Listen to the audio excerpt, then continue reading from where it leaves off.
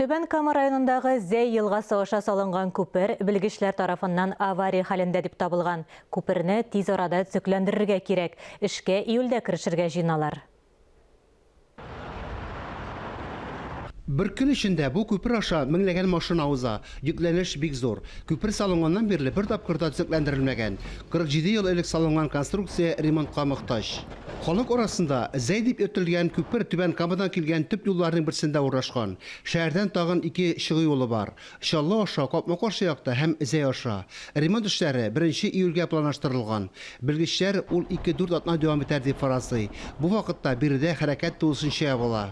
Я живу в Барках, ничего-нибудь придумаем. Мин үзем Борыкта яшим. Ремонт эшләре озакка сузыла калса, бик кыенга туры килә. Бу юл әйләнгеч, күбрәк вакыт кирәк. Надо, вообще я его... Бу төп юл булып санала. Аны 2 полосалы итеп эшләсеннәр иде. Уңайлыклар кирәк. Надо это ремонтировать тоже, сколько уже лет тоже этому мосту. Бу күперне күптән ремонтларга иде. Күпме еллар үтте бит инде. Бу күпер аша йөрүчеләр бик күп.